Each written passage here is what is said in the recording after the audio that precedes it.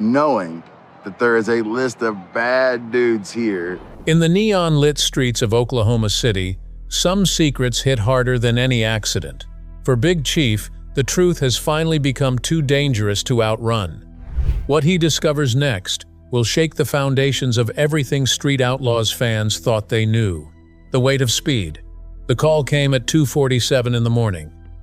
Big Chief sat in his shop, the Crow sitting silent on the lift behind him, its black paint reflecting the harsh fluorescent lights like oil on water. He'd been staring at the same wrench in his hands for 20 minutes, unable to remember why he'd picked it up in the first place.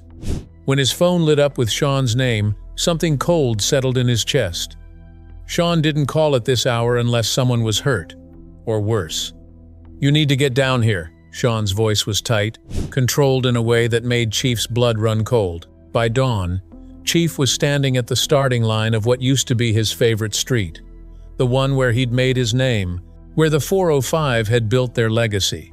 But this morning it looked darker than usual, stained with something more than just rubber and oil. The air hung heavy with humidity and exhaust fumes, but there was something else that Chief couldn't quite name. Fear, maybe. Or the weight of too many close calls, too many risks, finally demanding to be acknowledged. For months, Chief had felt it building. The tension in the crew, the way younger racers looked at him differently now, with something that wasn't quite respect anymore, more like pity or judgment. The sideways glances when he talked about safety, about responsibility, about the rules that had kept the 405 alive for over a decade. He'd told himself it was nothing, just the usual drama that came with being the face of street racing's team. The Street Outlaws family had always been tight-knit, bound together by adrenaline, brotherhood, and the shared understanding that life on the street played by different rules. But this was different. The production crew had been acting strangely during the last few filming sessions. There were delays, unexplained absences, and a heaviness that settled over everyone like smoke from burning clutches. Chief noticed how conversations shifted whenever he entered the room. He'd tried to talk to them, but they'd brushed him off with the same reassurances they'd been giving for months. Everything was fine. He was overthinking things. The show was as strong as ever. But Chief knew better. The phone call had confirmed what he'd been afraid to acknowledge. Someone he trusted, someone who'd been there since the beginning, had finally broken their silence. What they'd told him in those desperate early morning hours changed everything. Chief turned away from the street, his jaw set with determination. He'd spent his whole life facing down dangers, blown engines, fires, crashes that should have killed him. But this threat was different. This one wore a familiar face and hid behind contracts, camera crews, and carefully crafted public personas that turned real danger into entertainment.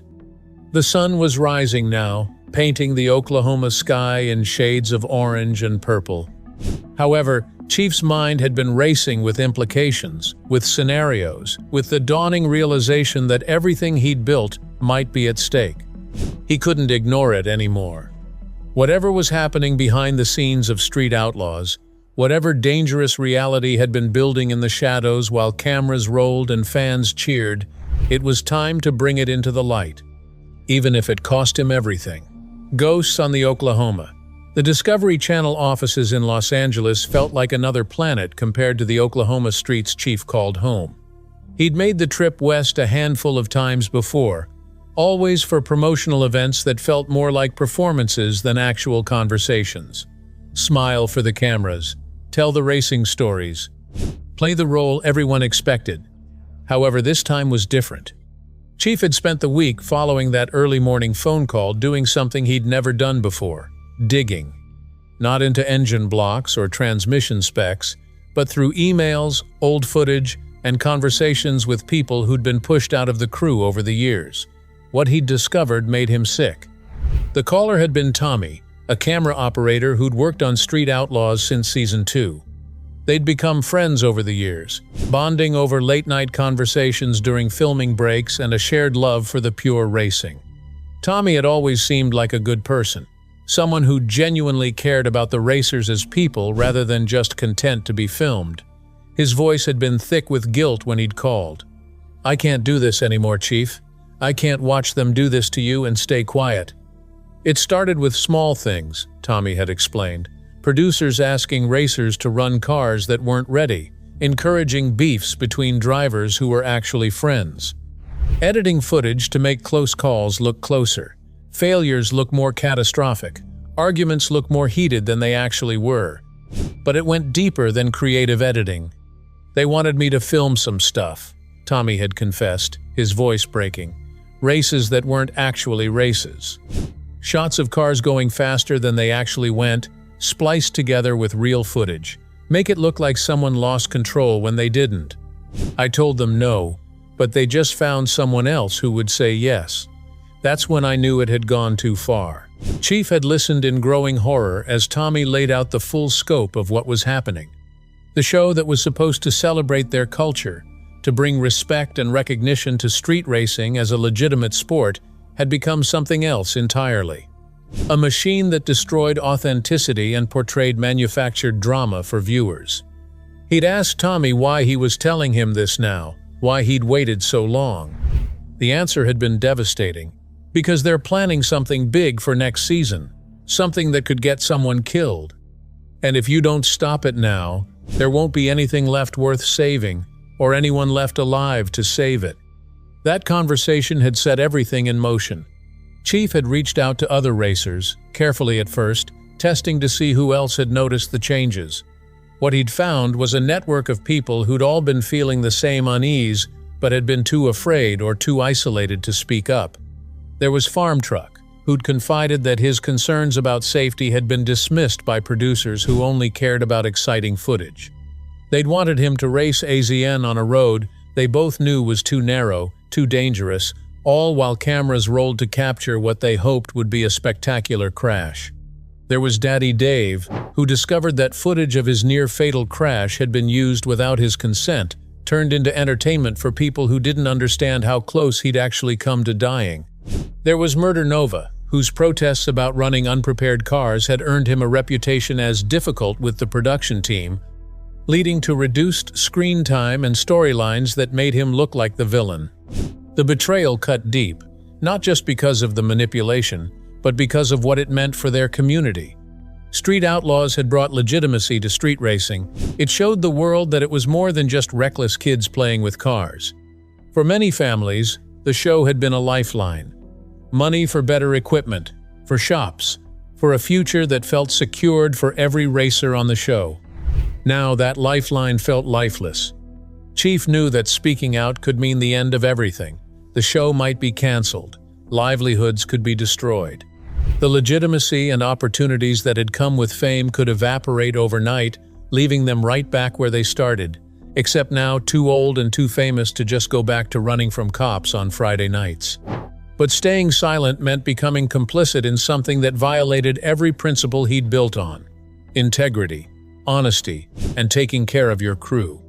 As he prepared for the meeting with network executives, Chief felt the weight of responsibility settling on his shoulders like a roll cage. He wasn't just fighting for himself. He was fighting for every racer who'd been manipulated, for every kid watching who thought this was real, for the very soul of what Street Outlaws was supposed to represent: fractured foundations. The response from the network was swift and calculated.